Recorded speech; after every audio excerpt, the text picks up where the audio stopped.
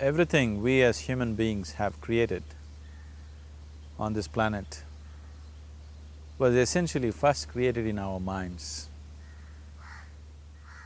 All that you see, which is human work on this planet, first found expression in the mind, then it got manifested in the outside world. So one thing we need to understand is, the wonderful things that we have done on this planet and the horrible things that we have done on this planet, both have come from the human mind. So if we are concerned as to what we create in this world, it's extremely important that first of all we learn to create the right things in our mind, how we keep our minds. If we do not have the power to keep our minds the way we want it, what we create in the world is also going to be very accidental and haphazard. So learning to create our minds the way we want is the basis of creating the world the way we want. There is a wonderful story in the yogic lore. On a certain day, a man took a walk. He went for a long walk. Accidentally, unawares, he walked into paradise. Fortunate, isn't he? He just took a walk and he landed up in paradise. After this long walk, he felt little tired. So he thought, oh, I'm tired, I wish I could rest somewhere. He looked around, there was a nice tree, underneath which there was very cushiony grass. So it was inviting. He went and put his head down there and slept. After a few hours he woke up, well rested, and he thought, oh, I'm well rested, but I'm feeling hungry, I wish I had something to eat. And he thought about all the nice things that he ever wanted to eat in his life. And instantly, all those things appeared in front of him. You need to understand, there the service is like that. Hungry people don't ask questions. Food came and he ate. Stomach became full. Then he thought, oh, my stomach is full, I wish I had something to drink. All the nice things that he ever wanted to drink, he thought about it and all of them just appeared in front of him. Drinking people also don't ask questions, so he drank. Now with a little bit of alcohol in him, you know Charles Darwin told you, all of you are monkeys, your tail fell away. Not me, Charles Darwin told you that you were all monkeys and your tail fell away and then you became human. Yes, definitely the tail fell away, but the monkey… In yoga, we always refer to an unestablished mind as markata, which means a monkey. Why we are referring to the mind as a monkey is, what are the qualities of a monkey? One thing about a monkey is, it's unnecessary movement. And another thing about the monkey is, if I say you're monkeying somebody, what does it mean? Imitation. Monkey and imitation have become synonymous. So these two essential qualities of a monkey are very much the qualities of an unestablished mind. Unnecessary movement, you don't have to learn it from the monkey, you can teach it to the monkey. And imitation is full-time job of the mind. So when these two qualities are on, a mind is referred to as a monkey. So this monkey became active within him. He just looked around, thought, what the hell is happening here? I asked for food, food came. I asked for drink, drink came.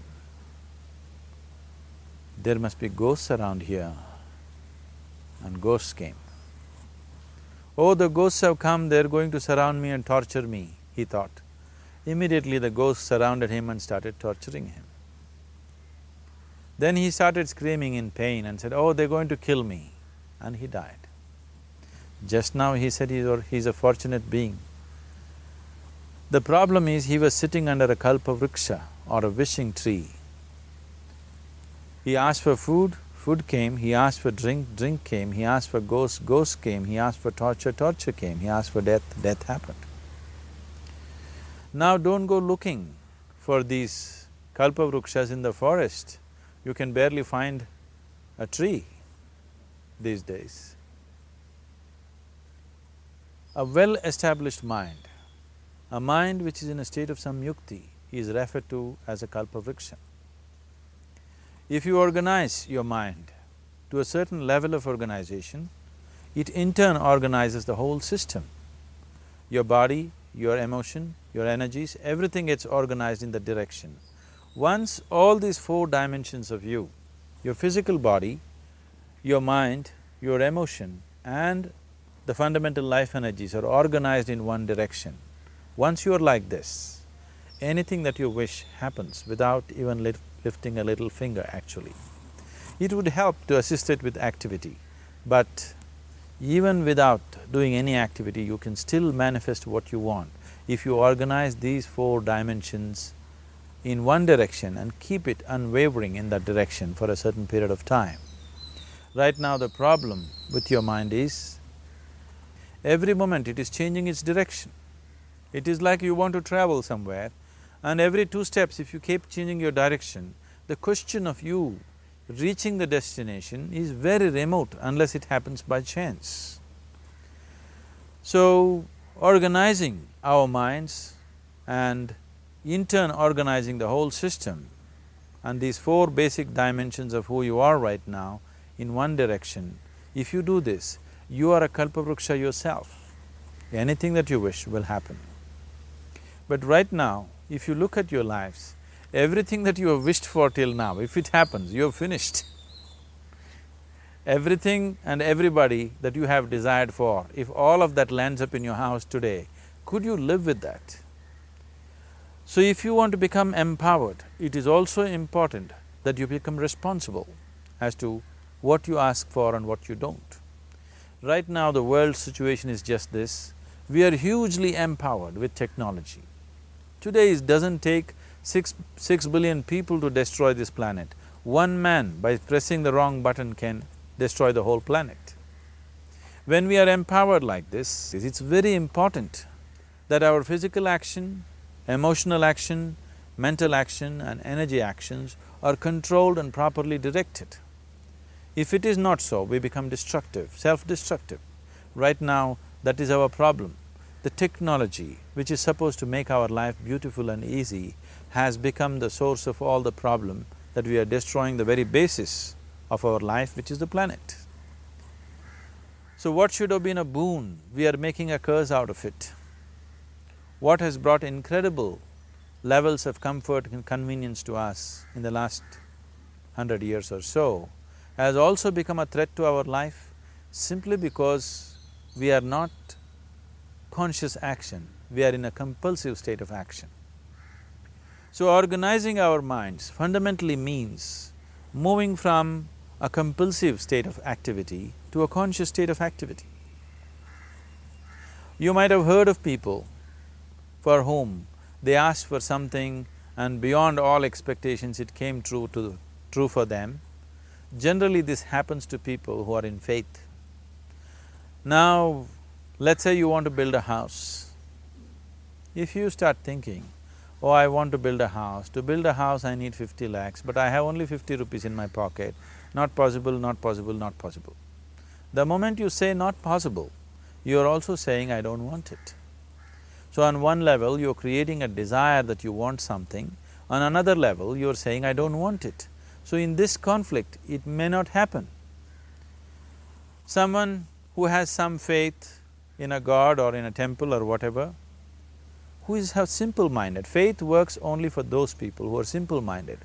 Thinking people, people who are too much thinking, for them it never works. A childlike person who has a simple faith in his god or his temple or whatever, he goes to the temple and says, Shiva, I want a house. I don't know how, you must make it for me. Now in his mind there are no negative thoughts. Will it happen? Will it not happen? Is it possible? Is it not possible? These things are completely removed by this simple act of faith. Now he believes Shiva will do it for him and it will happen.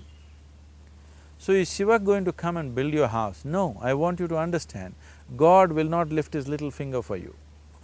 what you refer to as God is the source of creation. As a creator, he has done a phenomenal job, there's no question about it. Could you think of a better creation than this? Is it in anybody's imagination to think anything better than what is there right now?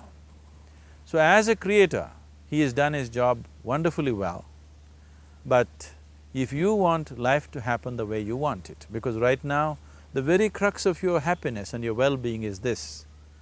If at all if you're unhappy, the only reason why you're unhappy is life is not happening the way you think it should happen.